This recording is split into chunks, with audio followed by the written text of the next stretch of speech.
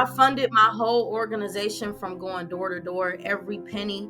I've never had a grant. I've never taken out a loan. I've never had any kind of funding. The hardest part when I got out was people didn't believe my vision. And it knocked me down so bad that I almost committed suicide. God told me that I have to do it for him. He showed me people are going to disappoint me. People are going to turn their back on me. People are going to label me. People are not going to look at me how God sees me. Understand that we are the chosen one. God has given us all power and authority to break every chain.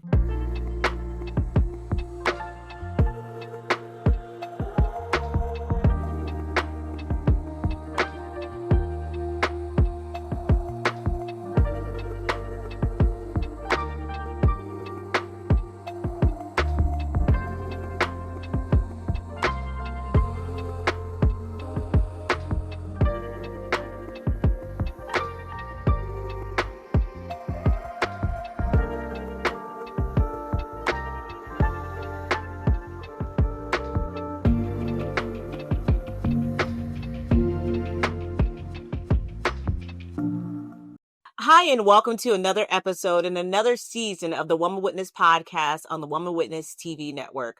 I'm your host, Leah Fortier. Here on this platform, we bring to you voices of dynamic women that are out there making a positive impact in their lives, in their family, in the community around them. Women of resilience, women of faith, women who have battled through something, and they are bold enough, strong enough to turn around, grab the hand of another sister, and be a witness. Today, I am so excited to introduce to you my guest today, Miss Augustine Turner. She is the founder and CEO of Mentors4Minorities, a for-profit social enterprise driving real change to underrepresented communities. Augustine's work centers on mentorship, career growth, business education, with a focus on helping others build lasting self-sufficiency. Her story is one of grit and purpose. Entering foster care and becoming a single mother at 17, Augustine faced steep odds, but she turned those challenges into fuel, rising to become a leader and who now reaches back to uplift others. Through Mentors for Minorities, she is providing practical tools, skill training, financial literacy, and job opportunities to break systemic cycles and rebuild a stronger foundation rooted in faith, resilience, and opportunity. I am so excited to get into this with my guest today, Miss Augustine Turner. Hey, Augustine, welcome to the well. How are you? I am amazing. I listen, if you could just do that every time someone brings me on. I was like, okay. Like, did I do all that? Yes, you did. That was phenomenal. But God, listen, when we do it, I'm so excited to have you on, Augustine. Your story is incredible. It's powerful. I told you before we press record that I was just like looking at all the things and the changes that you are doing. I just want to know, what is your experiences? You said that you experienced being in the foster care as a youth, and you were also a young single mother. So tell me what helped shape that vision behind Mentors for Minorities. Really, God gave it to me. I went to prison at a very early age. I was about 19, and I was a very lost, mean youth. Growing up without parents is like one of the most tragic things that anyone can experience. And I always had family that were circled around Christianity. My foster parents, they believed in, they were Jehovah Witnesses, they were Muslims, they were Christians. So I always was in a home of faith. Yeah. And my daughter is what saved my life, because there was a point in my life where I really, and I hate to use this word because I'm big on language, but I hated people. Mentally, I was a monster, and it wasn't because I wanted to be one. Right. And I would pray every single day that God could send me somebody that would love me, because at that time I was a teenager. I was just aging out of the system, and they're like, yeah, well, we're finna, exit you out. And I'm like, well, I ain't got nowhere to go. Right. Like, is this magical age come with like a resident? Wait a minute. And they're like, yeah, well, we're gonna set you up with an apartment and you gotta pay rent. And I'm like, rent? What is that? Right. And I'm like, yeah, you're gonna have to run your credit. And I'm like, What is this? wait a minute, this too much. Right. But I was 17, and I was going through the welfare services, and at the time it provided me a crutch, I would say, an opportunity, let me use that word. Okay. But I just knew, I was like, oh no, this cannot be the life for me. Mm. And at 18, I have my daughter. She's about 6 months old. I aged out of the system. And it wasn't that I didn't know my mom, even though I had been away from her for about 16 plus years. I still kept in contact with her. Okay. My mother was on government housing as well. And one of their rules was no one could come live in their home who wasn't inside of that program, and if we could come stay there, my mother would lose her housing. So she did what a mama gonna do. She let us come in. Yeah. But just facing not knowing where I was gonna live was like, it was crazy to me. I'm just listening to, now I understand, especially when you're talking about these systemic barriers, because there's so much that you just said that is, it's hard to digest and take in, because it sounds as if the system is set up almost not to help you, but to, shut every door or block every corner that you're turning down. From aging out and, putting you in the situation. And then you try to go to your family members, and your family members can't even help you. How are you then supposed to find a way? So I understand a little bit about what you're saying right now, but I want to give you back the floor. Give me that specific moment where that turn happened in your life, where you knew that you needed to make a difference. You said when you were when you had your daughter. Yeah, so I had went to jail for just, hanging around the wrong kind of people. And when I got out, they give you this long list of duties and things that you have to do. You got to pay restitution, you got to pay money back to the state. And, my biggest thing was like, okay, I'm finna hit the ground running. I'm finna get a job. Like, I had literally, when I was in jail, I wrote down my whole plan, my whole future. I was in there. And I read the Bible every single day. I prayed, I fasted, and I said, okay, God, I'm starting off with nothing. So I need you to give me the resources, because Yeah. I don't know what this looks like for me. And when I went to jail, I actually went to jail in Pensacola, Florida. So when I got out, I was literally walking by faith. I had no phone, no money, no clothes, no food, no nothing. So Where was your family at, Augustine? my family was in Ohio. Okay. Wow. Yeah. Wow. And when I got out, that's a whole nother story on how I got home. But when I ended up getting back to Ohio, I was sleeping couch to couch. Mm-hmm. I was sleeping at my sister's house, who was enduring prison, outside of prison, if you know. Yep. And every house that I went to, it was like prison still, you Mm. know. And, I'll never forget, my mom came home with this flyer, and she said, hey, this job is hiring. And I'm looking at the flyer, and it said free to travel, door to door, paid commission, daycare. They'll pay for your housing and stuff. And I was like, oh, this the holy hell. Sign me up. I called the number, and the lady, she's real direct too. She's like, you ready to work? And I'm like, yes. Would you like making money? I said, man, when do I start? I said, hold on now. I just got out of jail. So money on my record. Okay. I done went to 14 interviews. This is real life. I have went to 14 interviews. Everyone loved my personality, but they wouldn't hire me because I was a felon. And I said, I'm just telling you now before you waste your money on this ticket. Right.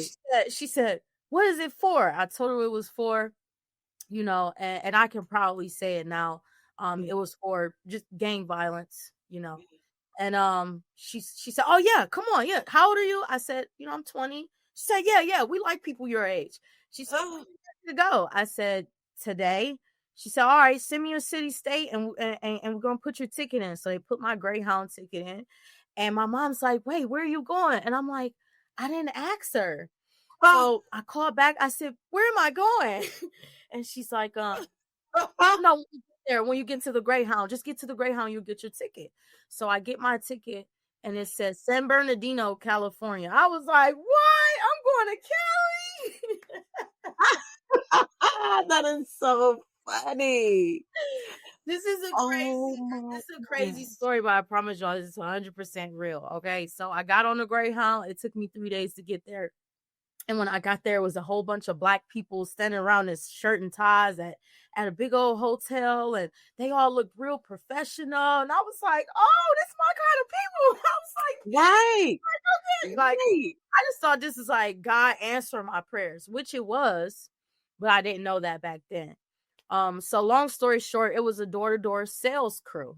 Okay. So you hear about the people on the internet, like the funny salesman, aka books, who go to the store, right?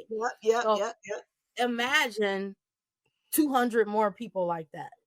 Wow. And I was like, wow, this is crazy. So I ended up doing that for about 2 or 3 years. I ended up going back home to Ohio, getting my Wait a minute. Augustine, what was you selling? We were selling kid books and magazines. Shut up. Wow. Okay, go ahead. And I was like, how are all these people making money? They had cars and were so young. They're dressed all nice. Now, mind you, I'm from the hood, so I never seen Black people dressed in shirt and ties before outside church. In California. In California, I'm like, and my mom's like, how's everything going? When I came back and got my daughter and went back, she knew that I started doing good. And I started sending money home every single week. And I'm really just like trying to look after my mom. And I ended up quitting when my daughter got old enough to go to school. And I came back to Ohio. And I tried the whole job thing again. Yeah. And it didn't work, So what I started doing, crazy, but I started going door to door in the suburban areas of where I was living. And I said, you know what? If I can go door to door for this company in California, and be good at it, then I'm gonna go door to door and tell people the same vision that God gave me when I was in prison. And this was 7 years ago. 7 years later, I still go door to door and I employ people out of prison as far as re-entry, and I train them. It's called workforce development, and we train them on going door to door to tell their stories. And we don't sell kid books anymore. We sell care packages. We give them out to people who are homeless, to aged out foster youth. We go into the detention centers, the prisons. Like, God has me going everywhere, and I'm like, this is amazing. Hold on, Augustine. Dang, that is amazing. I need to hear this pitch.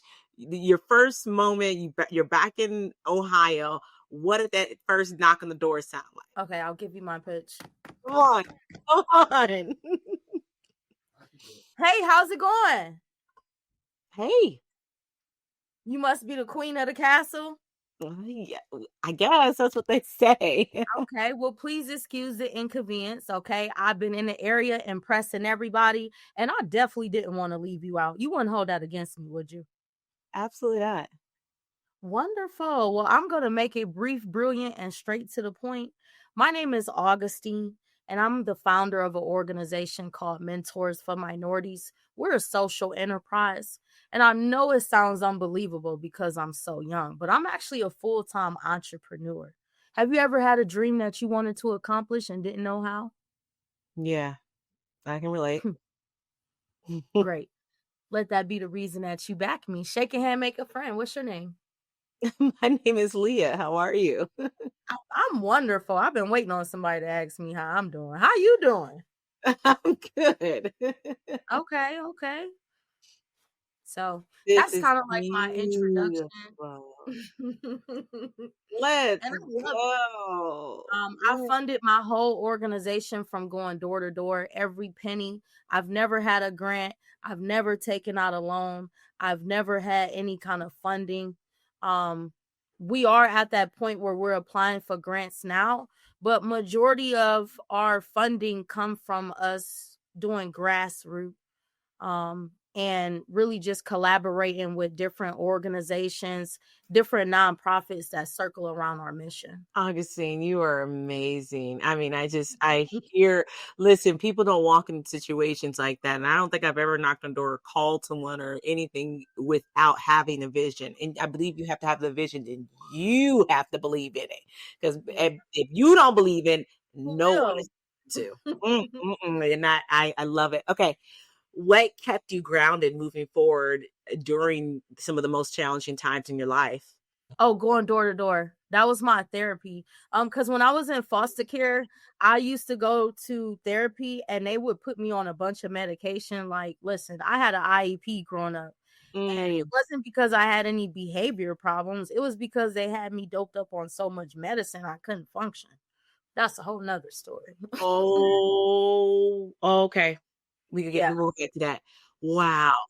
And I never forget, being like 16, 17, and I was homeless at the time in the homeless shelter. I was at West Haven Youth Shelter in Cleveland, Ohio. And it was because like I was a very disturbed teenager. I wasn't listening to authority, very combative. And I got tired of them feeding me medicine. And I'm like, yo, this medicine is messing me up. And I'm finally at that age where like I'm I'm not starting taking it. to comprehend myself and understand myself, and the medicine would just have me Really? I would be drooling and just Oh sitting my, there like this. oh my gosh. And they would think something was wrong with me whole time. It was a medication, you know. And when I stopped taking that medicine, I started refusing it. They kicked me out of the shelter. And it was at that turning point where I just knew that I had to operate off my faith, So I thank God for always having people who was grounded in their faith. My sister, I seen her get married at a very young age. She always prayed for me. She helped me with my daughter. When I went to jail, her and her husband kept my daughter for me. And Mm. this was years ago. And now we go to the same church. Come on. Come You know? on. Baptized at that church. My daughter just dedicated her life to get baptized last week at the same church. And man, this was Beautiful. 10 years ago. My sister was praying for me. So it's those 5 a.m. prayers. God will restore the locust. And I'm a firm believer in that. Absolutely. People would think like because I lived a certain lifestyle that I didn't know Jesus and I didn't know the Bible, but going door to door, that was my therapy for me because those people believed in me at my lowest times, even when I couldn't, and I just couldn't believe that people would give me money for me for me having the guts to tell them that I was homeless, like that I was Yeah. at my lowest. And I would always ask God, why do you keep sending me door to door? I asked him that for years. And it wasn't until last year where he revealed to me the rest of the plan. He needed to train me, to Mm. see that everything that glitter ain't gold. Trust me, I work some of the richest neighborhoods and a lot of those people are not happy, you No. know. Yeah. And Yeah. Yeah. he needed me to tell other people to stop chasing after material stuff because our world is built around what you can show that you got, but I actually talk to these people and the pain that they have inside, only Jesus can heal. And you can't take none of it with you to heaven, So No. that's why, even though I'm for profit, I give all of it away. I don't care. People be like, "You're crazy. You need to have a nonprofit and da da da da." No, I'm not. Mm. Mm. Because I know Yeah. what it lives to, I know what it feels like to live a free life. I'm not in debt. I don't have Mm. bills. Okay. Mm. I have no financial obligations because I sacrificed my wants for my needs. I told God that I would not take out any money because I didn't want to owe nobody. Because in the Bible says, I'm the head, not the tail. I'm the lender, not the borrower. And I Amen. stood on his word. I stood on his promises, even in times where, I was late on my rent and my car almost got repoed and me and my daughter was in here hungry, but God still provided. So now it's just like it's a normal thing to me. Wait a minute. I love that so much. Everything that you said, even having the patience and the understanding to know to wait on God to give you that purpose in the plan, as to why he had you start with knocking on doors. I mean, I think about the disciples, right? He sent them out into all the world to share the gospel, the good news. And there's some doors you got to be knocking on, and not everybody's going to receive you. But that thick skin, that grit that you have keeps you going. Okay, let me Yeah. calm down. What? It's so many But women who are in the prisons, not to cut you off. no, Like no, I think that was like, if I never went to jail and God sent me into the prisons, I'm not gonna lie to you. The kind of woman that I was before, like very high class, very yeah, uppity, very yeah. bougie. Uh, I'm not going in there. Please, me, me, God, you trying to send me where? Nah. Mm-mm. Mm-mm. Now you like, where we going? Where we going today? Hey, if you work in the prisons and you need a woman to come speak. Look. Look, and I always say this, God send, this is why I get so, uh, frustrated a little bit when we as women, we fight each other and we're like trying to steal this and steal that, or, we don't feel confident in who we are in our own lane, our own skin, because there are, there are specific people that are assigned to you and they are assigned to your story. You have been through something. God has pulled you through something so you can go back and share your story to those people that are waiting for you to be who God created you to be. So this is why I say, even, with you in your past, you are sent to people. I am sent to certain people. I had a very rough path. And I know that by me sharing my story, I'm going to find my people. My people have always found me. But God, I want to ask you something. Why did you choose? You're talking about giving it all away. Mhm. People pour into you and you just give it all away. Why did you choose to start building that for-profit social enterprise rather than nonprofit? I couldn't. I had created a plan. Like I studied everything about nonprofit when I was in jail. But the hardest part when I got out was people didn't believe my vision. And it knocked me down so bad that I almost committed suicide Mm, because I felt that if I couldn't fulfill the mission, that I wasn't obeying God. And I made God a promise when I was in jail. And I'm not gonna sit here and say that I fulfilled all of the promises because I haven't yet. But God knew my heart. He knew my intentions. He knew my desires. And man, it was some of my own family. They didn't believe in me. And the only thing I ever wanted, I never been a person that wanted to be successful, wanted to be rich, wanted to live a high life of material things and look like I got it all figured out. I just wanted love. I just wanted a family.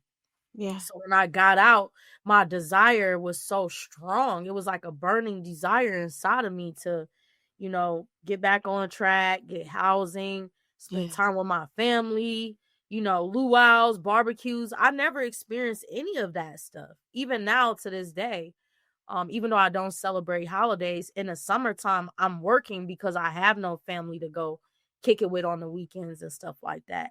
And that put me in a very depressing and emotional state. yeah. To where I almost lost my mind and I almost gave up. So It was at that point where God told me that I have to do it for him, Yeah. and he showed me people are going to disappoint me. People are going to turn their back on me. People are going to label me. People are not going to look at me how God sees me. And one scripture that's embedded in my heart is that I'm created in his image and his likeness. And that's the greatest compliment that we can ever receive, you know. And I started just telling myself that every single day, you know.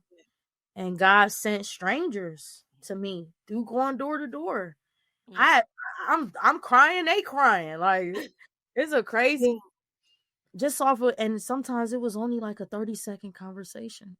Yeah. And God would send angels to speak to me. And man, they kept me. And because of your obedience, God is able to bless people through you.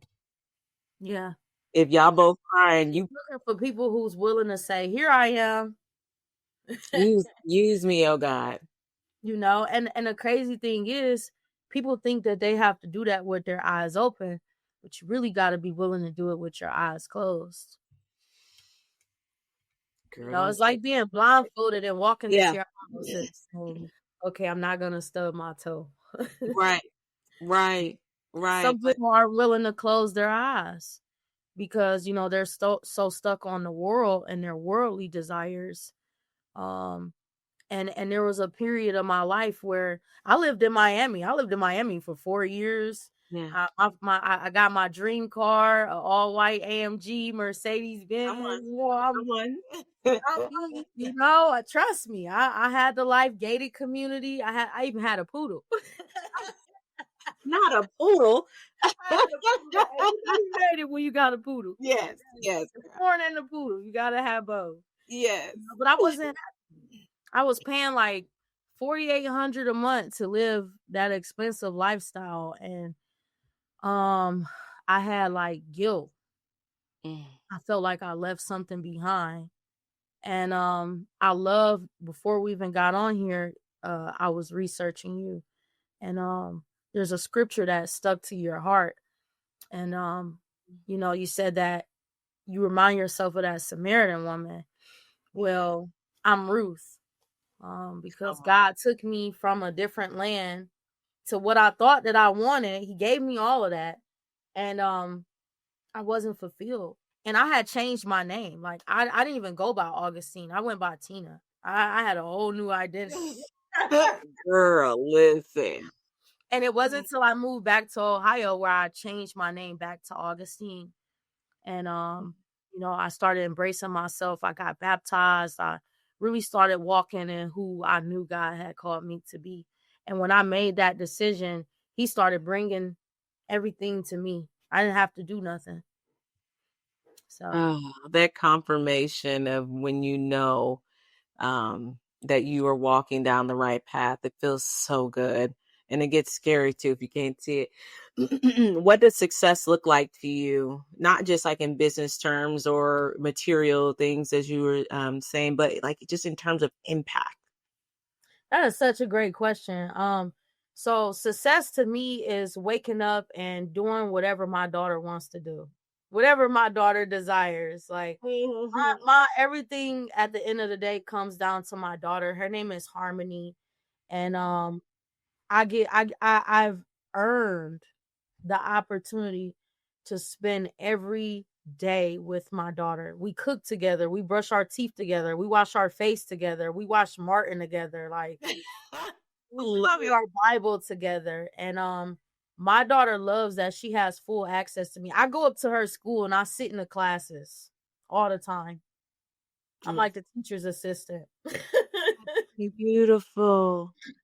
And That's I think it's just having that unlimited freedom to be available to her. Every program that I develop, she's the president of. She's the president of Mentors4Minorities. Anytime I'm giving back outside of the prisons and detention centers, her and her friends is there. They all go to church together. They're all getting baptized together. They all go feed the homeless together. And this is a dream come true because I feel like And it just goes to my parents, that stuff that you buy them can't take away from the time that you're able to spend with them. Amen. And a lot of parents are working, but they're working backwards. They're working to show that they have that good life, but they have absolutely no time to spend with their children. And their children lacks development. They lack love. They lack affection. They lack feeling needed in the world. And I've learned all of this through spending time with my daughter and other people's kids. I have about 5 girls who will be at my house in less than 2 hours. The point that I went from driving a AMG Mercedes to now I drive a minivan. Look. And it's like, are you willing to give that up? Yeah. Because it comes with a sacrifice. And most people aren't willing to give up the fancy car and a beautiful house but this is what I got in return. When I get off of here with you, I'm finna kick my feet up and do nothing. Look at girl, I'm so sorry. I'm like, look at God, because I feel like he is doing a new thing, right? He takes those who are willing and they say yes, and he says, I'm going to do a new thing, and he is starting with you. You are setting now the stage for your daughter and other people, kids who can now see, you know what, I want to be just like that. When I become a mom, I want to be like that. I want to create that environment for my kids and for my kids' friends. So you are doing a new thing. You are breaking generational curses, and you are opening up the door for generational blessings. And I think it's so beautiful. And you're right. You do got to give up some things. I wanted to talk to you about addressing systemic barriers. I get so excited about this. I got to calm down because this is not my area of expertise, but this is yours. So what do you see as the most critical systemic barriers facing the underrepresented community today? Unity. Mm-hmm. Interesting. Talk more. Unity and accountability. In November, we were feeding the kids in a detention center. And it's about 500 kids that was inside of that facility. And it was so big of a lift, I couldn't do it on my own. No, none of us could do it on our own. And we had to go to the community. By us going to the community, we were able to feed all of the youth inside of the juvenile detention center. Not just one day. Every day for 5 days a week, we fed over 500 youths in the month of November. Well, we did that with the help of the community. We had mothers stepping up, making pans and pans of food. We had local businesses willing to donate burritos, tacos, barbecue chicken wings. I mean, these kids ate great. And God told me that either we're going to continue to make excuses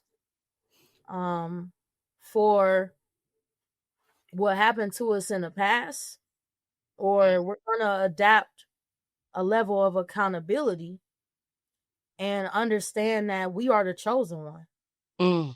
We are the children of Israelite. We are the chosen nation. God has given us all power and authority to break every chain. And most people say it.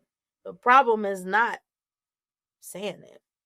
It's the fact that when it comes down to it, do you believe it? Come on.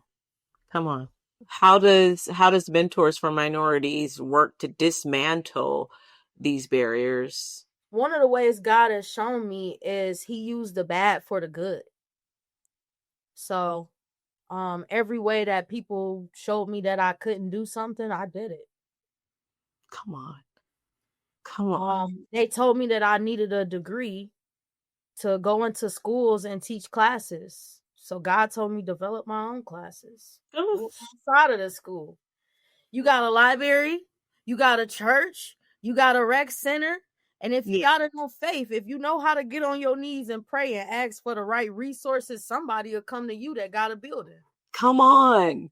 And I just started walking in my authority. Like I pulled back out that notebook that I had when I was in jail, and I started checking off the list. Like, okay, well, and things are sweeter now because we got Chat GTP. Listen. help you out a little bit. Hey, chat, tell me how to do this. Right, Chat said, right, okay. right, right. I'm just following the plan. Jeremiah 29:11. You know, I know the plans that I have for you, the plans to prosper you, not harm you, the plans to give you hope in the future. So when I first developed my first program and God gave me this vision in the middle of the night, I'm not even tech savvy. Like I go door to door. Look. God's like, yeah, you gonna learn something else right now. And I'll never forget developing my first program proposal. And I took it to one of the schools, and they stole my idea and implemented the program into their school. And I was like, What? Excuse me? Mhm. I'm flattered. Mm. Most people would have got mad. Interesting. Yeah, I was gonna say, you said you flatter. I love that. I love that. I was like, okay, God, it's on the floor. So after that, I never Right. went to another school. I started going to the libraries and started renting free rooms. And they have all the blackboards, projectors, Sharpies, anything you need, your local library provides free of cost. And you can rent rooms in a library for free. It doesn't matter if you're a nonprofit or for profit. And I said, you know what? I'm gonna start doing it myself. Amen. And that was about 9 months ago. And through my obedience, I've gained a fiscal agent, so I'm now able to apply for government contracts, government grants, government funding. Let's go. I've got partnerships and collaborations. On Sunday, I actually just took my girls group. It's called Selfie. I took them to the country to a farm. And the young lady, she owns about 20 acres of land. Wow. And she has horses. And we're going to be running summer camp on the farm. And this is just like my daughter, she loves horses. And 2 years ago, we put it on her vision board. And I didn't know how I would accomplish getting her close to a horse. I had never seen a horse in my life. But God did. And he aligned it right on up. So now she gets free summer. She's going to get a free summer camp, her and all her friends. They're going to get free horseback riding. And it was just by me just following the plan. Everything that you have learned, you are now applying it. Can you share a story of someone whose life you have transformed through your program? Well, I'm gonna just say my daughter. Yeah. Because my daughter, she experienced a lot of trauma. She's an only child. Just from having her when I was 17. Never experienced love, so I was a very angry mom. And I can proudly say this because I'm not that woman anymore, because Yeah. there's a woman right now who is tired, Yeah. you're mentally drained, you don't have any support, and I was her. And I seen my daughter life transform by me working on myself and started holding myself accountable and really believing in me. My daughter, like her, from her behavior to her confidence to her building healthy relationships with friends. And I didn't really realize that I was a reflection of her. Mm-hmm. I'm Mm-hmm. daddy's child, Yeah.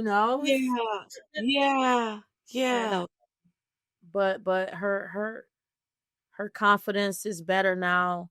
Her faith, my baby prays, she cooks, she's better with her cleaning. She doesn't have negative feelings towards her father anymore. Mm. She understands a lot more. She's more compassionate to other children who don't have parents or who may not have um a mother who's as active. And Yeah. I mean, there's been times where I'm calling people like, yo, I don't know what to do with her. Yeah. You know? And I just use that situation because I believe that God is calling us, as a community, as parents, as mothers, as fathers, to create more unity in our community. And it starts with us being honest, and saying that I done some things in front of my daughter that I wasn't supposed to do. Yeah. You know, Yeah. I've made some decisions that affected my daughter that, I've tried to buy her Jordans to cover up the hurt, and it didn't help. Mm. You know, Mm. I thought that buying her every toy in the world and giving her the best life that I didn't have was best for me, and it backfired on me, So that's seeing her want to dedicate her life to Christ at such a young age. I mean, what more could a parent You're ask doing for? you're doing something, That's let you know you're success doing for me. something right. I could, if God give me anything Mhm. more, if he give me anything more, I'm just spoiled, okay? But I have everything. Listen, hold on, Augustine. I want to just pause real quick and say thank you for being vulnerable and sharing that. I believe just what you shared probably set a lot of a lot of parents free, because we have, and I mean, show me one person who is perfect. Show me one mom, one dad who is perfect. And there are many moments that I can even say to myself, yeah, I bought that because I felt bad about the decision I made. Yeah. I did that. Yeah, I mean, it's true. It's so true. And I'm glad, I'm grateful that you were vulnerable in saying that, because we do have to look at ourselves and face the music and say, you know what, Leah, maybe it's time to start changing this behavior, because this behavior turns into that. And by just accepting that as parents, I think that you're right. We can do so much more good for them by looking at ourselves and searching inward and changing our behaviors, because it does affect our children. Thank you for being vulnerable with that. And I believe, and I know for a fact, you have set a lot of parents free listening. Okay. Sure. I'm like, they probably gonna eat me up online. No, Listen, they better look at that. listen, accountability is so important, and I wouldn't be a great leader as a woman. And I'm only 29, by the way, so listen, it starts Look. with us. Mm-hmm. I didn't have OG women in my life who embraced me and taught me how to be a good woman and taught me how to be a Proverbs 31 woman. Look. They weren't saying like, hey, this is what you do to get a husband. This is how you dress. This is how you, those things don't exist. And I said, you know what? Either I'm gonna sit here and say what we didn't have, or I'm gonna be the woman that created. So any platform I'm getting on, I'm speaking the truth. And it may not be your truth, but I know it's mine. There's some people out here who can relate. Trust me. Absolutely. You talked about rebuilding the broken system and how we all have to get in and play our part. I want to talk about rebuilding a broken system on faith firm foundation. What does that mean to you in your business and your company? So I have 5 moral values and characteristics: fitness, faith, freedom, finance, and family. Those are my 5 pinnacles. You love it. So I'm gonna say it again: freedom, faith, family, finances, fitness. Okay. You can't be wealthy if you're not healthy. Come on. Okay. That's true. That it's mental health, physical health, what you feed your children, what you feed your family, plays an important role in behaviors and systematic barriers, right? Which is why they have the worst food in the worst communities. Mm-hmm. Mm-hmm. Mm-hmm. Finance, right? Finance. If we keep people working, right? If we keep the cycle going, if people are in debt, right? America teaches you that debt is good, right? Yeah. God don't teach you that.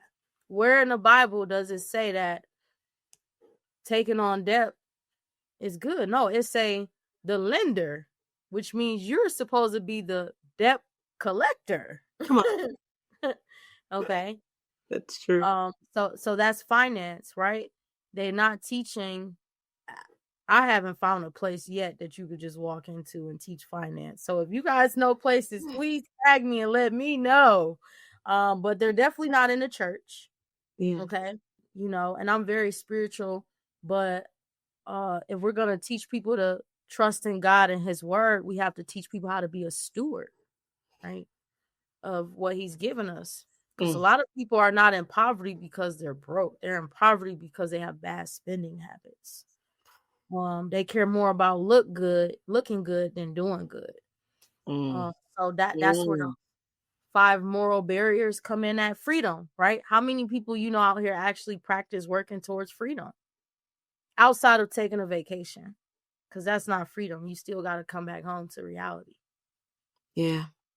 Yeah. When you sign your that name on that $80,000 car that you have to go park at that job for 8 hours. So you're paying all this money on a vehicle that you can only drive on the weekends. And no disrespect, this is just a reality that I had to face because I was that person. Yeah. I care more about looking good. I'm coming home to this big old house. I got, come on over, everybody. Yeah, the pool house is open. Yeah. Yeah. Yeah. So But you that's the freedom aspect of it, right? Yeah. Yeah. There's no freedom if the only time you can spend time with your children is after they done worked you like a dog and you got to plan a day off or you got to take a vacation. That's not freedom. And I feel like a lot of other countries have it down a little bit better than we do. We don't have a lot of freedom. It's interesting. I have a girlfriend of mine who's in the military and she's working in Germany, and I believe it's Germany. And when they are sick, you can be sick. You can be sick. There's no time limit to when you got to get better. Versus, here you got to, couple of days, a week, or we need a doctor's note and another doctor's note. But anyways, you're absolutely right. We got to get a better handle on that. And I do believe that it's going to lead to that financial freedom, and that fitness. I love that point, and you're absolutely right. A lot of us are bound to some of the same eating behaviors and eating habits, and then it turns into exercise. We don't do anything. And then faith. Okay, so family. A family. Yes. Yeah, family. That's where the unity comes in at. So many people are in competition with one another, especially Black women. Like, Black women, we got to do better. Like, y'all, listen, y'all got to stop hating. Like, at the end of the day, all of it's going to God. Like, you cannot take any of that stuff with you. Yeah. We care more about comparing than we care about being compassionate. Like, we got to change the narratives. Yeah. I see, especially on these kind of platforms, it's mostly women that tear other women down, and I just it's not fair. I pray for anyone who has experienced that or been that kind of woman. But family is so important, and family has nothing to do with blood. Okay. It has everything to do with connection. Okay. Yeah. Connection. I have brothers and sisters in Christ. I have brothers and sisters who are Muslims, who are Christians, who are of different religions. And if we could just get back to that point of unity, right? We have the hard working. I mean, look how they working us. We got working hard down pat. Yeah, right? we do. Yeah, we do. We need to start shifting that energy to financial freedom, which is already happening because we see so many entrepreneurs such as you and I, so many freelancers. And I encourage more of it. I encourage more collaboration, more venturing, right? Yeah. More sponsorships, because that's how we're going to get our communities out of debt. The reality of it is a lot of people have too many bills to even think about financial freedom. And what is it going to take? It's going to take for you to have a season of your life where things are going to get ugly. Now, I'm not saying financially, but that hair those lashes, Look, the makeup, the that nails. You're gonna have to. I gave it up. I went 2 whole years without buying anything, and I was a shopaholic. You think you could live in Miami and not go shopping? listen, Linda. If I show you my basement, because I live in Ohio now, so half of that stuff I bought, I can't even wear. It's outrageous. 2 years I went without buying a Jordan shoe. Okay. You guys don't know. God did a new thing inside of me. I am a sneaker head. Okay. Mm, So it was mm, hard. Like, yeah, it was hard not going to get my nails done. And I yeah. was like, I had to wear natural. Now I come from the lace front community. Okay, Listen. let this okay, sweet, okay, and I was just like, wow, like, oh my goodness. I think that was one of the hardest things next to being homeless that I had to. Listen. You know what? I love it, Augustine, and I'm glad you shared that. I think, you know, as time goes around, every year, right? Whether you're Catholic or not, but people give up something for Lent, or you go on a fast. These are things that you should think about. Giving up. I mean, goodness gracious, I've been through it. Every time I feel like I got it down pat, guys, like, give that up. Huh? What'd you say? And it will teach you some Okay. things. Look. All right, Augustine. I absolutely love our conversation, and I feel like we can go on and continue to talk forever. I love what you're doing in the community. I love your drive, your tenacity, your resiliency. But I want to ask you before I let you go, what's next for mentors for minorities within like the next year or two? So right now, and this is a call to action. We're in need of mentors. We're looking for mentors all over. We have virtual mentorship as well as hands-on mentorship. Last year, Mentors for Minorities became an international organization. So we're now located in Liberia, Africa, as well as all 50 states. Mm, But our problem is we don't have mentors in all of these places. So we can't even get hands on and do any community outreach work or bring on registration for our youth until we can solidify mentors, mm, you know. So in the next 2 years, our goal is to continue to develop our programs online, yeah, to provide virtual mentorship. Um, it doesn't matter if you're educated or uneducated. We have a training that we provide for you. So I don't want anyone to have a reason as to why they feel that they can't be a mentor. We right. have mentors starting at the age of 7. Come Okay. on. So you have a kid who has skills and abilities that needs to be around other children that will embrace them and uplift them. We have young junior mentors in our program. Mm, And my goal is just to keep this going. And whatever, I can't even really tell you what God has for me right now. We're in the school districts. God has called me to rebuild our educational system. So in the next 2 years, we might have our own mentors for minority school, where Black excellence, mm, or let me not say that, minority excellence, because minority has no color. Okay, I do want to say that. But minority excellence can come in and we can teach our own communities.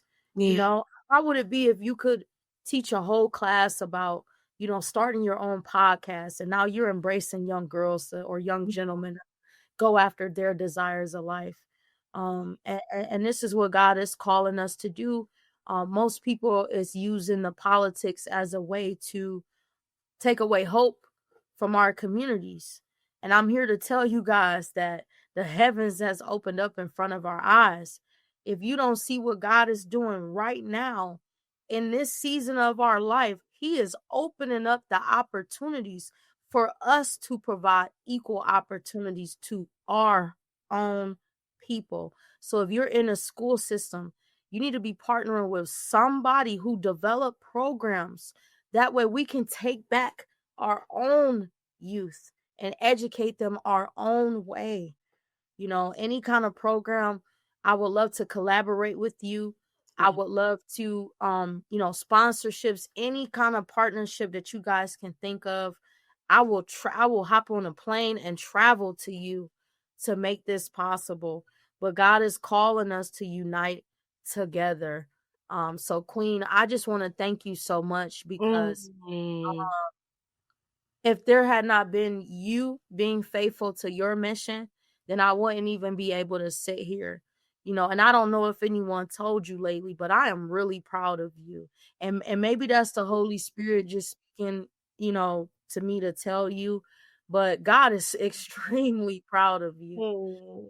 And your 5 a.m. prayers is gonna get answered, because this is not it. This can't be it. I know that it's different. Look, I look. know that. I Look. just I had to say that before I end this, Queen. I am so proud of you, and thank you so much for everything that you do. Your sacrifices, your discipline, your cries have not gone unnoticed. And God, this is just a Mm, eyes have not seen and come ears on. have not heard. Okay, that's all I'm gonna say. Look. Let them use you, Augustine. Come on. Oh my goodness. You are so, so beautiful. Thank you so much for those kind words. Ooh, let them use you. Um, I absolutely adored our conversation today. I love what you're doing. And I Oh, can this is see amazing. I can see God doing a lot of great things, continuing to do a lot of great things. Ladies, if you are led to answer that call put out by Augustine, reach out to her. On Augustine, where can they contact you at? So you can go to our website, mentors4minorities.com. We have contact buttons all over the website. We also have a 1-866 helpline number. If you are a mother who need encouragement, if you need help, if you need a mentor for your children, we would love to connect with you. It don't matter where you are in America. If you can pick up that number, call. Do not be someone out here that is ready to commit suicide or give up or abandon your family and your children. If you are a father, let me not leave out our men. Come on. If you are a father, if you are a man out here that need help, that needs support, please reach out. We have frontline people around the world who are ready to help you, embrace you, and let you know that God has a plan over your life. Outside of that, you guys can follow me on Instagram at _Waymaker Coach. It's only one of me, the Waymaker Coach. Okay. And you guys can see a portfolio of the work that we're currently doing right now. I love it so much. And I will definitely put all that information in the description below. Augustine, thank you so much for coming in here, being a witness, pouring at this well. You have definitely filled me up, and I am sure there are many ladies around the world, men as well, that are listening and being filled as well. If you were blessed by this episode, we ask that you take it, you share it, you like it, subscribe, follow Augustine on all social media. If you can help in any way, in any capacity, get on there, give her a shout, give her a call. If you know someone who may need help and need that number, send it out to them again. Augustine, tell them the number one more time. The website is Okay. mentors4minorities.com. Okay. So we're on Google. You guys can find us. And if you would like to help, if you would like to get involved in other ways, we are currently looking for community sponsors. We are currently partnered with a tax exempt organization. So if you would like to make a charitable donation towards us, developing out our youth educational programs for the next school year, we're offering summer camp programs. And right now, I do want to say this. For the month of March, we fed over 900 homeless people already. And we're doing it again on Saturday. So every single Saturday, we're going to pick a different facility. We have food, clothing, hygiene, toys, and this is all coming out of our pockets. We are not nonprofits. So I do want to make sure I say that if you guys have anything that you can donate or contribute, definitely reach out. We would love to have your help. I love it. And don't worry, I will put all the information in the description below, Augustine. And we'll also see if we can get that number to be flash across the screen during this. Yeah, I'll send it to you. Okay, got it. All right. Thank you so much again, ladies. I want to thank you so much for tuning in to another episode of the Woman Witness podcast on the Woman Witness TV network. I'm your host, Leah Fortier. And just perhaps you were chosen for such a time as this to write, to tell your story, your truth. Until next time.